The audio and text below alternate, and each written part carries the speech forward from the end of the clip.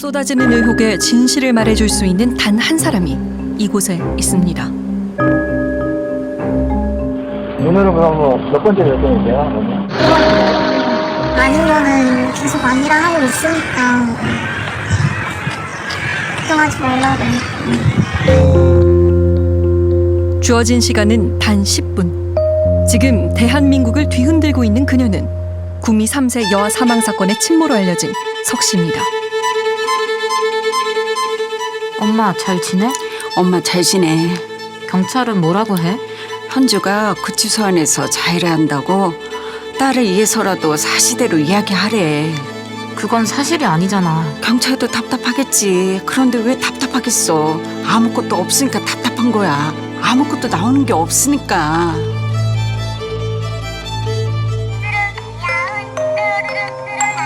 비정한 젊은 엄마의 유기치사 사건으로 종결될 줄 알았던 사건은 사망한 아이의 진짜 친모가 외할머니인 것으로 밝혀지며 연일 비극의 드라마를 써내려가고 있습니다. 이 아이 DNA 시료를 채취하여 유전자 검사를 의뢰하였고 당시 사망한 여아의 외할머니로 알려졌던 A씨가 사망한 여아의 친모임을 밝혀냈습니다. 나는 애를 놓은 적이 없어. 진짜로 낳은 적이 없는. 제가 이렇게 아니라고 이야기할 때는 제발 제 진심을 좀 믿어주셨으면 좋겠어요. 그녀는 왜 과하게 맞서고 있는 걸까?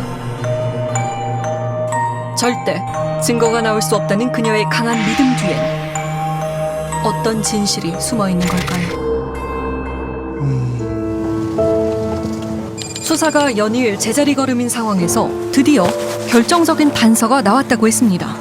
드디어 증거가 좀 나온 건가요? 이제 DNA에서도 석 씨가 진모고 혈액형에서도 석 씨는 이 죽은 애의 혈액형이 나올 수 있는데, 는 어떤 남자 뭐 A형, B형, 뭐 O형 다 만나도 이 혈액형이 안 나오는 혈액형이에요. 죽은 아이의 혈액형이 혹시 뭔지는 알 수 있나요? A형, A형. 는 BB형이라서 아무 어떤 남자를 만나더라도 A형을 출산할 수가 없어요. 야가 아닌 게 또 혈액형에서 또 밝혀진 거지. 석 씨의 친자로 확인된 죽은 아이의 혈액형은 A형. 석 씨의 둘째 딸 현주 씨는 BB형이기 때문에 상대 혈액형과는 상관없이 절대 A형의 아기를 출산할 수 없다는 겁니다. 이것도 진짜 또 반전의 반전 같은데요? 그럼 혈액형을 보고 병원에서 바뀌었을 거다. 그렇죠. 추정할 수 있는 거죠. 왜냐하면 병원에서 채취했는데 그 채취하기 전에 바뀌었다. 이런 거죠. 맹점은. 그래서 이제 병원에서 저희가 바뀐 사실을 확인한 거죠. 이제 명확하게. 병원에서 혈액 검사를 했는데 바뀌었으니까. 와. 석 씨의 둘째 딸 현주 씨는 2018년 분명 출산을 했습니다. 12시 56분 3.4kg 나온다. 출산 직후 신생아실에서 바로 채우는 인식표가 벗겨진 정황도 드러났는데요. 오, 정말 벗겨준 것 같은데요, 진짜로? 본인 시점의 특정이 가장 중요해요. 이 사건에서. 병원에서 그 얘가 바뀐 시점이 얼마나 중요하다 하는 건 핵심 키라니까. 그래서 바뀐 시점이 거기서 모든 게 출발해야 돼. 그래야 거기서부터 얘를 딴 데 또 버리는 게 어디 갔는지 꼬리를 잡아 나가잖아. 서울 2일날 00시에 그때 하죠. 이야. 경찰은 출산 후 48시간 안에 진행되는 신생아 체열 전 병원에서 바꿔치기 했을 것으로 보고 있습니다. 야, 거의 첩보 작전 같은데 저게 가능한가요? 그러니까요. 출산 다음 날부터 약 3일 사이 범행이 이루어졌을 거라는 게 경찰의 추정입니다. 딸이 출산하고 언제 손녀를 혹시 보러 가셨어요? 내가 하루 뒤에 갖는 걸로 생각나요. 같이 집사람하고. 하고 애기하고 3명이 거 있더라고요. 병실에. 애기 보고 이야기하다가 8시인가 하여튼 뭐 몇 시에 밑에 애기 저런 신생아실로 내려보내야 된다 하더라고. 그래가 간호사한테 인계해주고 우리는 바로 차 타고 집에 왔죠. 보람이가 석 씨의 품에 안겼던 시간은 약 1시간. 그 시간 내내 가족들이 함께했답니다. 이해할 수 없는 부분은 이뿐만이 아니라는데요. 이때 그래 이게 이제 2018년도 2017년도도 애 안 낳고 2018년도 애 안 낳는데 그러면 언제 애를 낳았다는 결론이라. 사진이 거짓말하는 것도 아니고. 만삭배로는 보이지 않지만 조금 나온 것 같기도 하고요. 2018년 2월 10일. 예. 그럼 내가 이 사진을 경찰한테 보여주니까 처음에는 3월달에 애를 낳았다 그랬거든 저것들이. 그래 이 사진을 보여주니까 1월달에 낳았다 하는 거라 또. 경찰이 석 씨의 출산 시점을 1월 즈음으로 보는 근거는 무엇일까? 당시 석 씨가 다녔던 직장을 찾아가 봤습니다. 17년도 9월부터 19년도 2월까지 근무를 했는데 그 사이에 1개월 동안의 공백이 있습니다. 2018년도 1월에서 2월인데 그런 식으로 한 달 정도가 공백기가 있죠. 임신을 하고 그 업무를 하기에 괜찮은 업무인지. 네, 할 수 있습니다. 출산으로 추정되는 시기에 딱 쉬었네요. 좀 한 달이나 휴직을 했다. 이거 좀 의심스러운 부분 아닙니까? 1월달에 애 낳았다 하는데 보람이는 지금 3월 말에 낳았어요. 3개월 하는 기간이 있어요. 애 크기가 틀리죠. 그게 틀리죠. 좀 말이 됩니까? 말이 안 되잖아 그거는. 아예 3개월 됐으면은 벌써 무슨 행동을 해도 할 때고 신생아는 꼼짝도 못하고 누워있는 상태인데 말이 안 되잖아 그게. 신생아와 3개월 된 아기는 분명 차이가 납니다. 그러니까 피부만 봐도 이렇게 비교를 해도 알 수가 있고 그리고 이 몸 체형 자체가 좀 다르죠. 이게 신생아들은 머리가 크고 몸집이 작아요. 근데 이제 한 2개월 되면은 살이 붙으면서 이제 몸집이 좀 커진단 말이에요.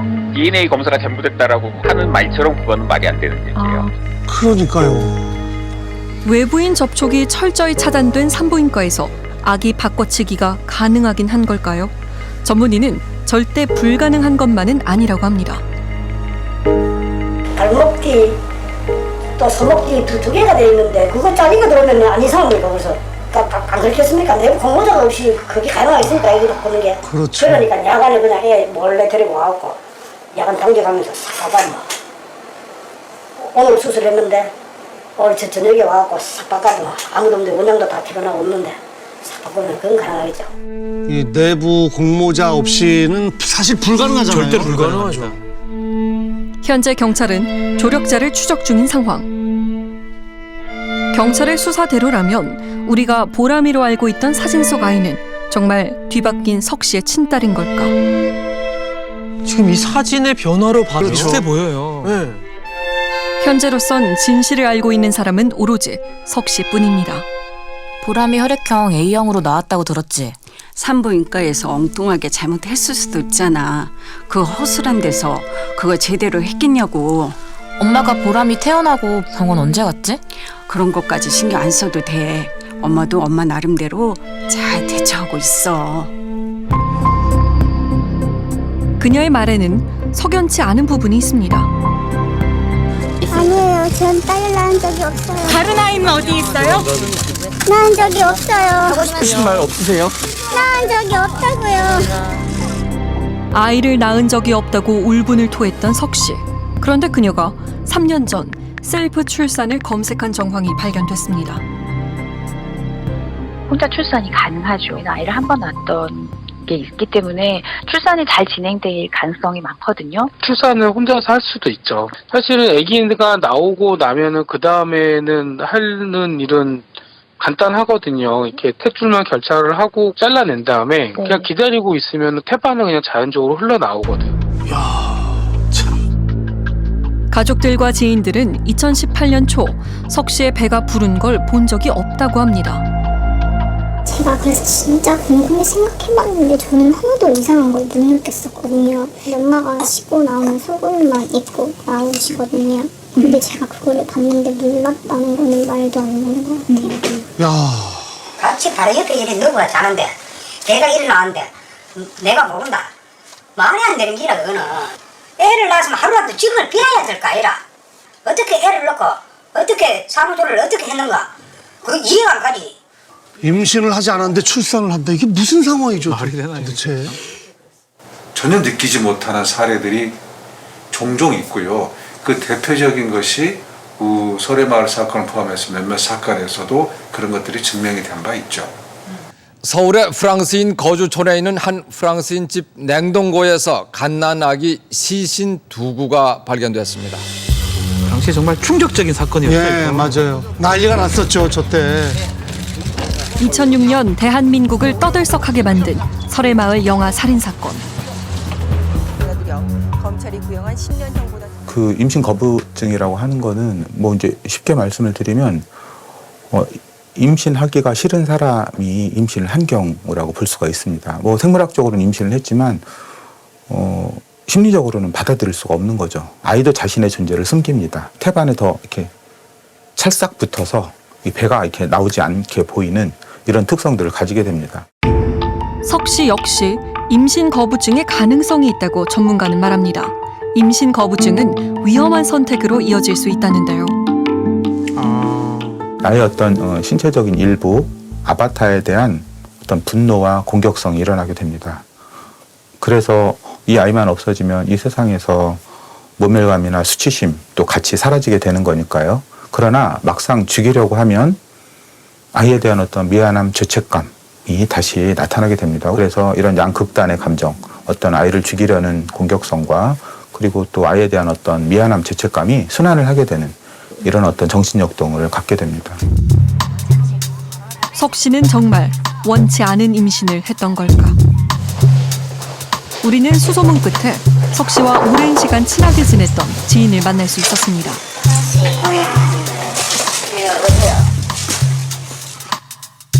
석 씨를 처음 알게 된 건 9년 전.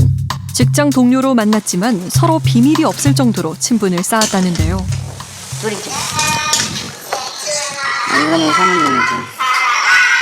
아, 여기? 네, 석 씨는 이들 가족의 대소사까지 함께할 정도로 아주 가깝게 지냈다고 합니다. 기억하시기에는 어떻게 기억하세요? 착해요. 뭐 눈물 많고 여리고 뭐 나쁜 거라고는 사실 뭐 손톱하고도 본 적이 없으니까. 처음에는 아예 꾸미는 것 자체를 몰랐어요.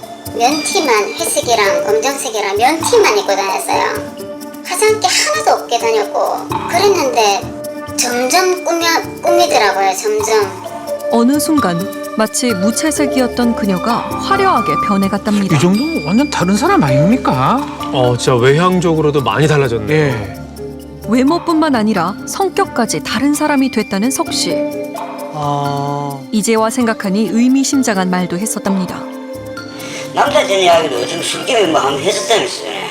그냥 자기를 좋아하는 연하 남자가 있었다면서 술 마시는 자리에서 한두 번 이렇게 있었어요. 우리 집에 오면 우리 집이 너무 재밌게 산다고 부러워했어요. 그러니까 항상 부부 사이 안 좋은 거를, 그러니까 아저씨가 언니를 여자처럼만 봐주고, 그러니까 뭐 남자 여자 이게 아니고 안 아껴주는 거예요.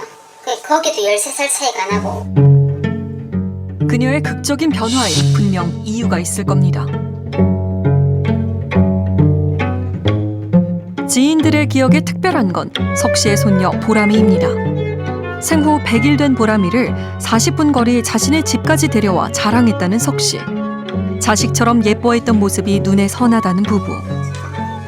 보람이에 대한 애정은 작년 4월 둘째 딸의 이혼 당시 더 드러납니다. 현주가 이혼한다고 해서 그러라고 했어. 아직 나이도 젊으니까. 보람이 생각은 안 하고 보람이 인생도 달리 문제니까 더 걱정이다. 보람이랑 밑으로 내려와서 같이 살자고 할까? 이혼한 둘째 딸이 보람이를 빈집에 방치하고 현 남편의 집으로 떠난 작년 8월경 아이는 약 6개월간 홀로 지내다 사망했습니다. 지난 2월 말 죽은 손녀를 생각하며 가슴 절절하게 울먹였던 석 씨. 있었어요. 애 어른 소리를 모르는 소리 들었어요.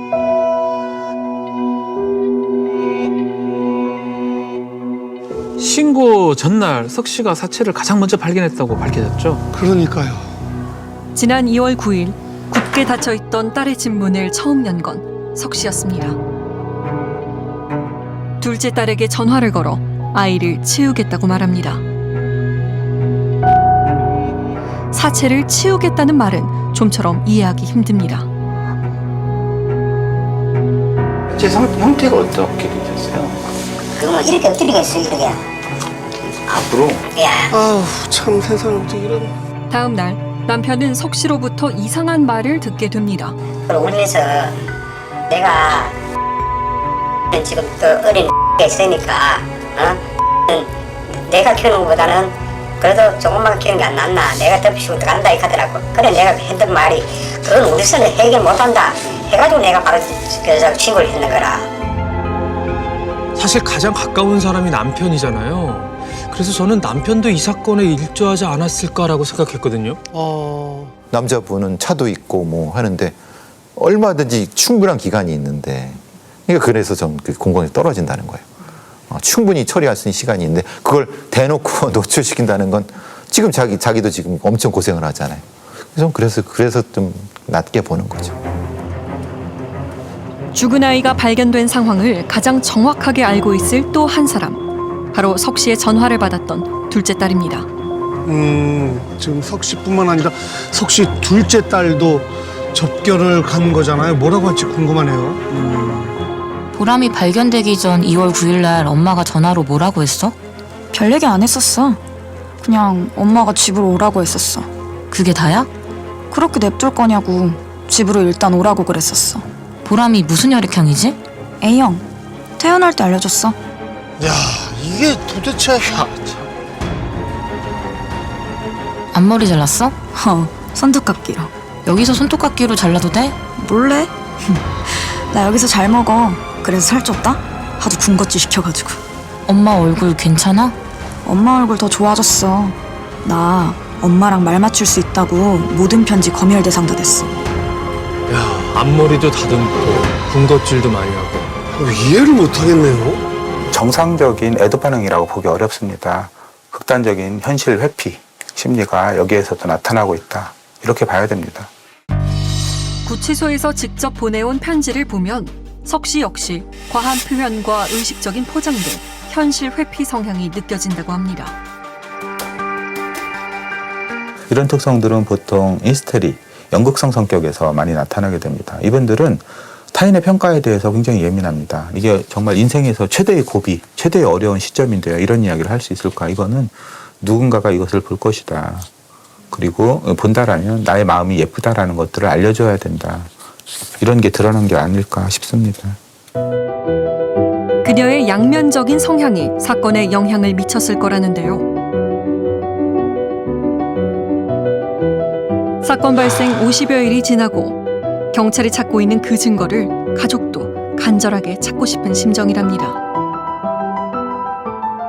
처음부터 다시 해야 돼요. 둘째 지금 신랑하고 애기하고 내 또 DNA 검사 받아갔지. 6명 다 받아갔어요. 처음부터 다시 한대요. 무려 5번째 유전자 검사가 진행됐습니다.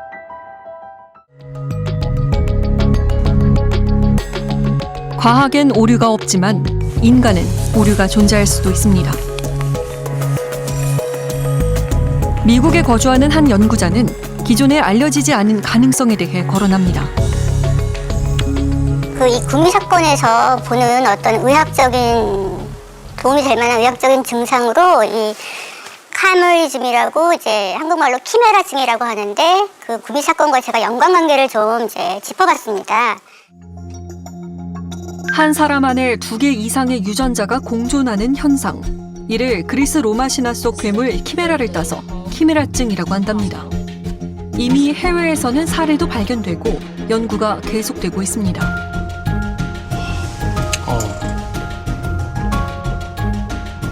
키메라설에 따르면 석 씨 둘째 딸에게서 2가지 유전자가 발견될 가능성이 아주 희박하게 남아 있는 겁니다. 대부분 다 한 가지 유전자를 갖고 있잖아요. 근데 이 사람은 2가지 유전자를 갖고 있는 거예요. 이런 희귀한 케이스, 희귀한 질환이나 이런 희귀한 신드롬에 대해서 그걸 이렇게 열어놓고서 이거를 접근을 하지 않으면 이거는 안 보이는 답이에요. 키메라증을 연구한 하버드대 교수에게 구미 사건에 대해 물어봤습니다. 사건 관련 기사와 취재 내용을 공유했는데요. 하버드대 교수는 구미 사건의 경우 키메라증 가능성에 대해 확인해 볼 필요가 있고 이론적으로 완전히 불가능한 가설은 아니라는 의견을 보내왔습니다. 국내 전문가도 복수 유전자 가능성을 완전히 배제할 수는 없다고 말합니다. 혹시 이거를 조사해보죠? 익히거나 수사하는데 내가 도움이 된다 그러면 그러나 우리 직원들이 지금 악마한테 영혼도 팔 준비가 돼 있다고 그리 간절하고 하려고 하고 있어요. 근데 좀 느리더라도 절차를 지켜서 하나 흘러가면은 내가 볼 때는 진실은 꼭 밝혀진다고 봐야죠. 책과 좋은 글귀를 유독 좋아했다는 석 씨. 그녀가 지인 딸에게 선물한 책이 있습니다. 순간을 소중하게 소중한 얘기 지금 알고 있는 걸 그때도 알았더라면 엄마에게 별이 2개인 줄 알았는데 3개의 별이 있어. 아주 큰 별인데 반짝이지 않았다고 별이 아닌 줄 알았을 뿐이야. 그 별이 제일 소중한 별이고 아껴야 한다는 걸 2 별들 덕분에 알게 되었어. 죽음과 실종이란 단어로 3살 아이를 말하기엔 너무나 잔인합니다. 죄 없는 아이의 손을 끝내 놓아버렸던 2 엄마의 죄는 분명히 묻고 사라진 아이가 되찾아지길 간절히 바랍니다.